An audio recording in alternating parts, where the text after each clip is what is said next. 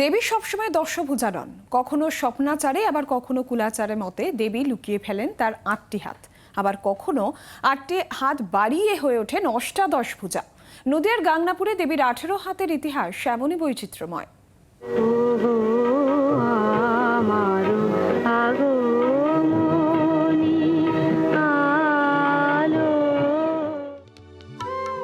গাংনাপুরের ১৮ হাতে দুর্গা। পশ্চিমবঙ্গে বিরল এই দুর্গোৎসবকে ঘিরে প্রচলিত রয়েছে নানা গল্পকথা। ভগবত পুরাণে এই পুজোর ইতিহাস রয়েছে। নদীর গাংনাপুর থানার উত্তর গাংনাপুরে এদবর পরিবারে পূজিত হন এই দেবী।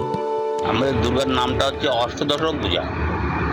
অষ্টদশ ভুজা কেন? মানে 18 হাত, তাই 18 হাত। কারণটা হচ্ছে দেবী ভাগবতে বা চণ্ডীতে দেখবেন এই সময় যে পুজোটা হয়, কিন্তু মূর্তি তো না, কিন্তু সেখানে কিন্তু ওই অষ্টদশ ভুজেই বলা হয়। বাবা চলে গেছিলো বাইরে, মানে বাড়ির থেকে না বলে চলে গেছিলো পাহাড়ে। সেখানে 2 বছর ছিল। 2 বছর থাকার পরে সেখান থেকে একটা স্বপ্ন পায় যে তুই বাড়ি চলে যা, এখানে ঘুরে তো লাভ কী হবে।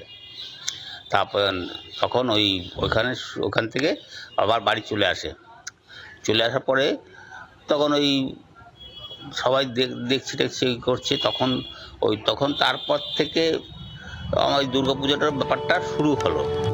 তপন কুমারের বাবার হাত ধরেই শুরু হয় এই দুর্গোৎসব। তারপর থেকে আজও সমানভাবে জনপ্রিয় এই এলাকার 18 হাতের দুর্গা। তপন বাবুর বাবা হঠাৎ একদিন নিরুদ্দেশ হয়ে যান। তারপর পাহাড়ে গিয়ে বসবাস করছিলেন তিনি। সেখানে স্বপ্নে দর্শন পান এই দেবী। তারপর বাড়ি ফিরে এই পুজো প্রচলন করেন। কিন্তু 18 হাতে দুর্গা কেমন হবে, এই নিয়ে যথেষ্ট সন্দিহান ছিলেন প্রতিমা নির্মাতারা। এই সমস্যা সমাধানের জন্য পরিবারেরই এক কর্তা দায়িত্ব নিয়ে সেই ঠাকুর বানিয়েছিলেন। এরপর থেকেই সাড়ম্বরে পালিত হয় এদবর বাড়ির 18 হাতের দুর্গাপুজো। এই দুর্গাটি এই রানাঘাট 2 নম্বর ব্লক অঞ্চলের একটা ঐতিহ্যমণ্ডিত পুজো এবং অত্যন্ত জনপ্রিয় একটা পুজো। এই কারণেই, কারণ এখনো পর্যন্ত আমরা পশ্চিমবঙ্গের অন্য কোথাও এই 18 হাতের দুর্গার পুজো আমরা এখনো দেখিনি বা শুনিনি। তবে এই 18 হাতের এই দুর্গা প্রতিমার পুজো চালু করেছিলেন স্বর্গীয় অক্ষয় এদবর মহাশয়। তিনি, তার কাছ থেকেই যতটা জানা যায় এবং আমরাও পরবর্তীতে যেটা জেনেছি, চণ্ডী পুরাণ অনুসারে সেখানে অনার্য দেবী হিসাবে 18 হাতের এই দুর্গা পূজার প্রচলন রয়েছে। নদিয়া থেকে বিশ্বজিৎ মিত্রের রিপোর্ট, জি 24 ঘন্টা।